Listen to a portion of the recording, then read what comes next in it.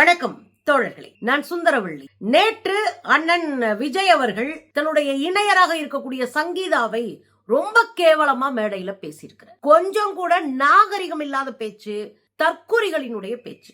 இதை தாண்டி பெண்களுக்கான தேர்தல் அறிவிப்பை வெளியிட்டிருக்கார். சுத்த ஹம்பக்கு. ஒரு அரசியல் தலைவருக்கு இருக்கிற எல்லின் முனை அளவுக்கு அறிவு இருந்தா கூட இந்த தேர்தல் வாக்குறுதியை கொடுக்க மாட்டான். அப்படி ஒரு மண்ணு மாதிரியான வாக்குறுதியை கொடுத்திருக்காரு. என்ன நடக்கிறது தோழர்களே? தேர்தல் 2026 சட்டமன்ற தேர்தலுக்கு எல்லா கட்சியும் தங்களுக்கான வாக்குறுதிகளை கொடுக்க தயாராயிருக்காரு. ஆனா அண்ணன் விஜய் மட்டும் தான் சுகபோக வாழ்க்கை குறித்தே யோசிச்சுட்டு இருக்காரு. பனையூரை தாண்டி வரமாட்டார். நேற்று மகளிர் தின விழா நடந்திருக்கிறது. பனையூர்ல இருக்கிற வழக்கம் போல அந்த 5 ஸ்டார் ஹோட்டல்ல நடக்குது. பனையூர் தான் அவருடைய சாம்ராஜ்யமே. அதை தாண்டி இந்த பக்கமோ அந்த பக்கமோ வரமாட்டாரு. வந்தார்னா 4 பேரை போட்டு தள்ளிட்டு தான் போவாரு. அது அவருடைய கொள்கையாயி போச்சு. அந்த பனையூர்ல எப்பயும் போற ரெசார்ட்ல அந்த 5 ஸ்டார் ஹோட்டல்ல ஒரு ஹாலை பிடிச்சு நேற்று மகளிர் தின விழா கொண்டாடி இருக்கிறாங்க. சாதனை மகளிர்னு ஒவ்வொரு துறையிலும் சாதனை பண்ண சில பெண்களை அழைத்து பாராட்டி இருக்கிறாங்க. மகிழ்ச்சி. துறைதோறும் சாதிக்கிற பெண்களை பாராட்டுறது மகிழ்ச்சி. ஆனா அந்த மேடையிலும் அந்த விழாவிலும் இவர் எப்படி நடந்துகிட்டாரு? முதல்ல அந்த விழாவுக்கு குழந்தை குட்டியெல்லாம் தூக்கிட்டு வருதுங்க. குழந்தைகளை தூக்கிட்டு வர்றாங்க. குழந்தைங்களை உள்ள கொண்டு வரும்போதே நெருக்கடி ஏற்பட்டு ஒரு குழந்தைய போட்டு அமுக்க தெரிஞ்சாங்க. அங்க பவுன்சஸா இருக்கிற ஒரு லேடி ஏய் ஏய் ஏய் குழந்தை குழந்தை குழந்தை அப்படின்றாங்க. அவங்க குழந்தைன்னு சொல்லி அந்த குழந்தைய காப்பாத்தலாம் எடுத்து முடிச்சிருப்பாங்க அந்த பொம்பளைங்க எல்லாம் சேர்ந்து. இதுங்க என்னைக்குமே திருந்தாதுங்க போல இருக்குங்க. பூரா ரசிகர் மன்றத்தை வச்சுக்கிட்டு பாலாபிஷேகம் கும்பாபிஷேகம் நடத்திட்டு இருந்த கூட்டம் அரசியல்னா அதே பேட்டர்னை ஃபாலோ பண்ணுதுங்க. இது பரவாயில்ல. மேடைக்கு விஜய் வர்றாரு. ஒரு தலைவன் எப்படிங்க வரணும்? அந்த மேடை ஏறும்போது கெத்தா இருக்கணும். இவர் சினிமா வேலையே பாக்குறாரு, ஷூட்டிங்கே நடத்துறாரு. அந்த மேடையில ஓடி வர்றாரு. இவருக்கே நடக்க முடியல. ஓடி வர்றாரு. ஓடி வந்து மேடையில நிக்கிறாரு நம்ம அண்ணாத்த. பாருங்களேன்.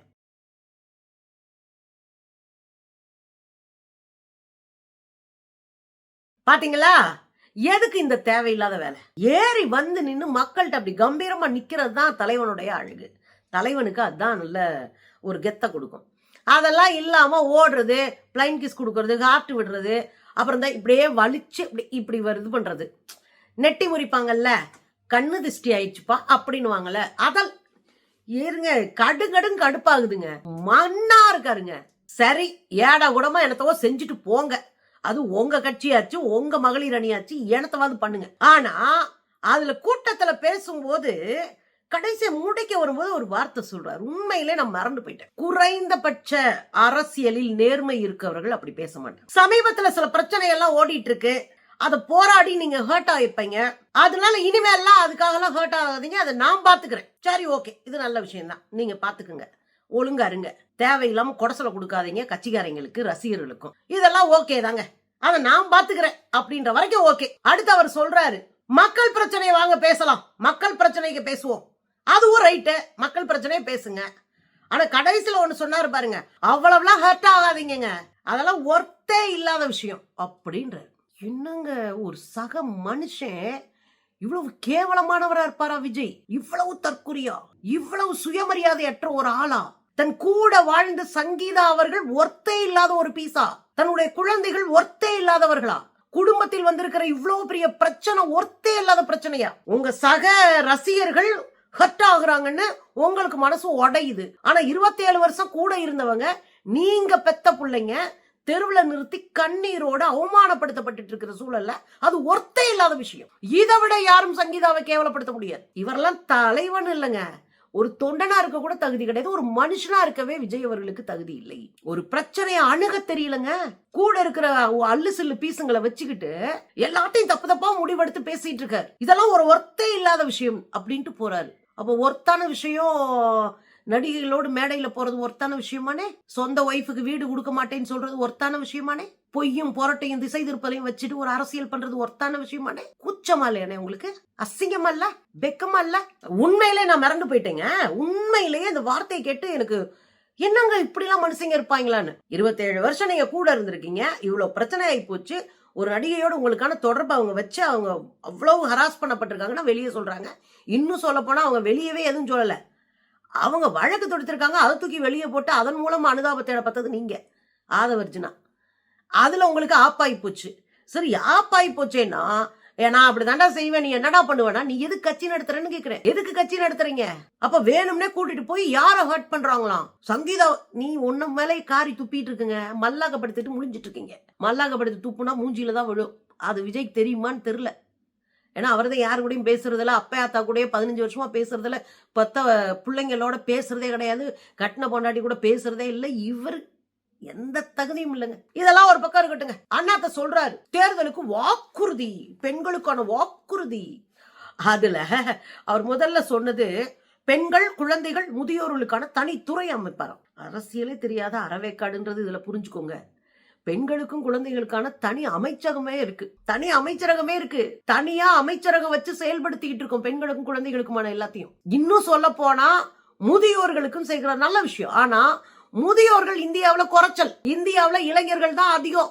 இந்தியா இளைஞர்கள் அதிகமா இருக்கிற நாடு. இப்ப முதியோர்களுக்கு என்ன பண்ணலாம்? நாம குழந்தைகள், பெண்களுக்கு, முதியோர்களும் தனித்தனி திட்டமிடலை அரசு செய்து இவர் தனி அமைச்சரகம் இனிதான் உருவாக்க போறாரு. தனித்துறை உருவாக்க போறாராம். இங்க அமைச்சரகமே இருக்கு மிஸ்டர். மாநில மகளிர் ஆணையம் இருக்கு. குழந்தைகள் பாதுகாப்பு ஆணையம் தனியா இருக்கு.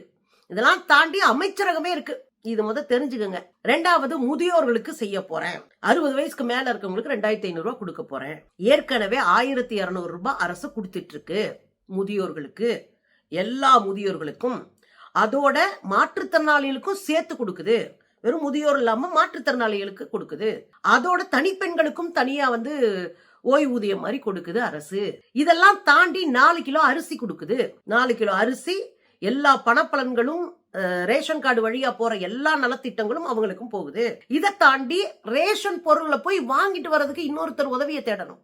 அது தேவையில்லை. நேரடியா நாங்க வீட்டிலே கொண்டு போய் முதியோர்களுக்கு கொடுக்கிறோம். முதியோர்களுக்கு உடம்பு முடியாம போச்சுன்னா அவங்க ஆஸ்பத்திரி கூட்டிட்டு வர ஆள் இல்லாட்டினா நேரடியா வீட்டுல போய் இல்லம் தோறும் மருத்துவத்தை பாக்குறதுக்கான டீம் இருக்கு. வீடு தேடிய மருத்துவம் கொடுக்கறாங்க முதியோர்களுக்கு. இதை தாண்டி அது மேல பார்க்க முடியாதுன்னா மாவட்டம் தோறும் முதியோர்கள் தங்குவதற்கான இல்லங்களை என்ஜிஓக்களோட சேர்ந்து உருவாக்கி வச்சிருக்கிறாங்க. இன்னும் உருவாக்கிக்கிட்டு இருக்கிறாங்க. அந்த இல்லங்கள்ல அவங்களை பராமரிக்கிறதுக்கான தொகை ஒதுக்கப்படுகிறது. அந்த இல்லங்கள்ல அவங்களுக்கான மருத்துவம் எல்லாமே பார்க்கப்படுகிறது. இப்ப சொல்லுங்க, நான் 2500 ரூபாய் கொடுப்பேன், நான் தனியா அமைச்சரகம் அமைப்பேன் அப்படின்னு சொல்ற விஜய்க்கு நடக்கிற இதெல்லாம் தெரியுமா தெரியாதா?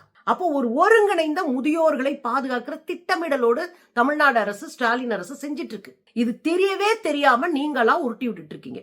அதுவும் பெண்கள், குழந்தைகளுக்கு, முதியோர்களுக்கான அமைச்சரகத்தை இவரே நேரடி கண்ட்ரோல்ல வச்சுப்பாராம். நேரடியா இவரே போய் எல்லாத்தையும் பாதுகாப்பாராம். இதெல்லாம் இதுதான் சட்னின்னு சொன்னா இட்லியே சிரிச்சிடாதா? ஏங்க, சொந்த பொண்டாட்டி தெருவில் இருக்கிறாங்க, ஊரு பையன் அந்த பிள்ளைய அவ்வளவு அசிங்கப்படுத்திட்டு இருக்காங்க, கேவலப்படுத்திட்டு இருக்காங்க. தன்னுடைய குடும்பத்துல இருக்கிற இணையரை பார்த்து அந்த பிரச்சனையை பார்த்து ஒர்த்தே இல்லாத பிரச்சனை சொல்ற நீங்க, சொந்த குழந்தைகளை காப்பாற்ற முடியாத நீங்க, அவங்களுக்கு வீட கூட கொடுக்க முடியாத நீங்க, உங்க அலுவலகத்துல, தலைமை அலுவலகத்துல ஒரு பெண் மீது பாலியல் தாக்குதல் நடந்த போது வேடிக்கை பார்த்த நீங்க, 10 பேருக்கு ஒரே ஆளு மெசேஜ் அனுப்பிச்சு அசிங்கமா நடக்கும்போது அவனை தூக்கி தெருவில் எறியாத நீங்க, ஒவ்வொரு மாவட்டம் தோறும் பெண்களை பாலியலா ஹராஸ் பண்றது மட்டும் இல்லாம பணத்தை புடுங்கி தற்கொலைக்கு தூண்டுற உங்க ஆளுகளை வேடிக்கை பார்க்கிற நீங்க, பதவி தரன்ற பேர்ல பெண்களை பாலியல் சுரண்டல் செய்கிற மாவட்ட செயலாளர் வச்சிருக்கிற நீங்க, செயின் எடுத்துட்டு தாலி எடுத்துட்டு உங்களுக்கு போஸ்ட் ஓட்டுறவன இன்னும் வச்சுக்கிட்டு உட்கார்ந்து இருக்கிற நீங்க, போத பொருள் கடத்துற ஆளுக்கு அப்புறம் சிக்கியிருக்க உங்க ஆளுக அவனெல்லாம் பக்கத்துல வச்சுக்கிட்டு இந்த பெண்களை பாதுகாப்புன்னு சொல்ற நீங்க, சொந்த பொண்டாட்டிய பழி வாங்குறன்ற பேர்ல உங்களுக்கு பிடிச்சவங்களை கூட்டிட்டு பொதுவெளியில நிறுத்துற அயோக்கியத்தனத்தை செய்யற நீங்க பெண்களை பாதுகாக்க தகுதியானவரா? ரொம்ப பேசிக் கேள்வி கேட்கிறேன்.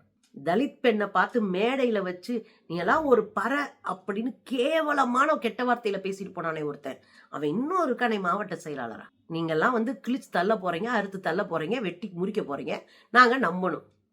போனேன் அன்னபூரணி சூப்பர் 6. என்னடா அன்னபூரணி சூப்பர்? அன்னபூரணா சோறாக்கி கொட்டுறவங்க. சூப்பர் 6 என்ன? 6 சிலிண்டரை இலவசமா கொடுக்க மாட்டாரு. 15 லட்சம் கொடுக்குறேன்னு ஒரு பெருசு சொல்லிச்சு, 56 இன்ச் மூடி தரல. சிலிண்டர் 4-5 சிலிண்டர் நான் கொடுப்பேன்னுச்சு, தரல. 400 ரூபாய்க்கு சிலிண்டரை இறக்குவேன்னு சொன்னாரு, தரல. தமிழ்நாடு அரசு ஒண்ணு சொல்லுச்சு, ராகுல் காந்தியை தேர்ந்தெடுங்க, சிலிண்டருக்கு 200-300 ரூபாய் நம்ம குறைப்போம். ராகுல் காந்தி பிரைம் மினிஸ்டரா வந்துட்டாருன்னா அதன் மூலமாக சிலிண்டர் விலை, எண்ணெய் விலை, பெட்ரோல் விலையெல்லாம் குறைப்போம் அப்படின்னு வாக்குறுதி கொடுத்தா அதை கிண்டல் பண்ண தெரிஞ்ச ஒரு கூட்டம் 6 சிலிண்டரை ஃப்ரீயா கொடுப்பாராம். நம்புற மாதிரி ஏதாவது சொல்லுனேன். இன்னொன்னு, 6 சிலிண்டரை ஃப்ரீயா கொடுத்து சோறாக்க வைக்க போறியா? உங்க பிரச்சனை சோறாக்குறது இல்லனே. அந்த பிரச்சனையே பெண்களுக்கு வரக்கூடாது, பெண் உற்பத்தியில பங்கெடுக்கணும்னு தான் காலை உணவு திட்டமும் மதிய உணவு திட்டமும். பிள்ளைங்க போய் அங்க சாப்பிட்டுட்டு படி. உங்க அம்மா போய் வெளியே சம்பாரிச்சுக்கு வந்து உட்காருவா, சாயந்தரம் வீட்டோட உட்காந்து சாப்பிடுங்க. குடும்பம் பொருளாதாரமா சுயமரியாதை உயர்ந்து நிக்கணும்னு திட்டம் போட்டது தமிழ்நாடு அரசு, ஸ்டாலின் அரசு. அதனால காலையில மத்தியானம் சாப்பாடு கிடைச்சிருது. உங்க அன்னபூர்ணி திட்டத்தை ஓரமா வைங்க. திருமணத்திற்கு 1 சவரன் நகை கொடுக்க போறாராம். 1 சவரன். எப்படி ஒரு முட்டாள நீங்க வந்து தலைவனா வச்சிருக்கீங்கன்னு பாருங்க. அந்த வார்த்தை பயன்படுத்துறதுக்கு சங்கடப்படலைங்க, தெளிவா சொல்றேன். முட்டாள தலைவனா வச்சிருக்கீங்கன்னு பாருங்க. இந்த திருமண உதவி தொகை திட்டம் இருக்குல்ல, இதுக்கு பின்னாடி ஒரு அரசியல் இருக்கு தெரியுமா தோழர்களே உங்களுக்கு? 1989 தான் மூவலூர் ராமாமிர்தம் அம்மையினுடைய பெயர்ல வச்சுக்கிட்டு இந்த திருமண உதவி தொகை திட்டம் அறிவிக்கப்பட்டுச்சு. எதுக்கு? 89ல. எதுக்கு? பொம்பளை பிள்ளைல படிக்க வைக்கணும்ன்றதுக்காக திருமண உதவித்தொகை என்ற போர்வையில படிக்க வைக்கிறதுக்கான வேலையை பார்த்தாரு கலைஞர். 8ஆப்பு படிச்சா 5000 ரூபாய். அப்ப நாங்களே குழந்தைங்க. அந்த காலத்துல 5000 ரூபாய் 8ஆப்பு படிச்சா. அப்ப புள்ள 8ஆப்பு வரையும் படிச்சிடட்டும், அதுக்காவது படிக்க வைப்பாங்க. அதுக்கப்புறம் 10ஆப்பு படிச்சா, 12ஆப்பு படிச்சா 25,000. டிகிரியோ இதெல்லாம் படிச்சா, ஒரு டிப்ளமோ கோர்ஸ் படிச்சு உன் காலில் நிக்கிற அளவுக்கு ஒரு வேலைக்கு போற அளவுக்கு உனக்கு தகுதி வளர்த்துக்கிட்டீங்கன்னா 50,000 ரூபாய். எதுக்கு இந்த 50,000, 25, 10,000? எதுக்கு? இத சாக்கு வச்சு பொம்பளை பிள்ளைகளை படிக்க வைக்கணும்னு. வெறும் திருமண உதவி தொகை திட்டமா இருந்தா 21 வயசுக்கு மேல இருக்கிற எல்லாருக்கும் இந்தாங்க ரூபா அப்படின்னு கொடுத்துருக்கலாமே. ஏன் கொடுக்கல? நீ படிக்கணும், அதுக்கு தான் இந்த தொகையே. அதன் மூலமாகவாது இந்த தொகைக்காவது அந்த குழந்தைங்களை படிக்க வைப்பாங்க அப்படின்னு நம்பிதான் குழந்தைகள் கல்விக்காக இந்த வேலை பார்த்தாரு. இன்னொரு விஷயம் இருக்குங்க, நம்ம 15 வயசும் 16 வயசுல கட்டி கொடுத்துட்டு இருந்தோம். இந்த தொகை வாங்குறதா அந்த பிள்ளைக்கு 18 வயசு ஆயிருக்கணும். குழந்தை திருமணம் அதை தடுக்கிறதும் இதனுடைய நோக்கம். அப்ப திருமண உதவித்தொகை என்பது கல்யாணத்துக்கான உதவித்தொகை இல்லை, அந்த குழந்தைகளுடைய எதிர்காலத்தை நோக்கி படிக்க வைக்கிறதுக்கானது, குழந்தை திருமணத்தை தடுப்பதற்கானது. இதை செஞ்சுட்டு வரும்போது அதை பாராட்டி கொடுக்கப்படுகிற தொகை தான் மூவலூர் ராமாமிர்தம் அம்மையாரினுடைய பெயரில் கொடுக்கப்பட்ட திருமண உதவித்தொகை. அதுக்கப்புறம் அதுக்கு அரப்போன் தாலியை கொண்டு வந்து கொடுத்தாங்க. ஜெயலலிதா அம்மா அதை கல்யாணத்துக்குன்னு நினைச்சுக்கிட்டாங்க. நம்ம அண்ணன் அதை விட மோசம், 1 பவுன் கொடுக்குறாராம். யோ, கல்யாணத்துக்கு ஐயா அந்த பிள்ளைகளுக்கு நம்ம உதவி செய்யறோம், படிக்க வைக்கணுன்றதுக்காக கொண்டு வரப்பட்ட திட்டம். இதுல 1 பவுன் கொடுக்குறாராம்.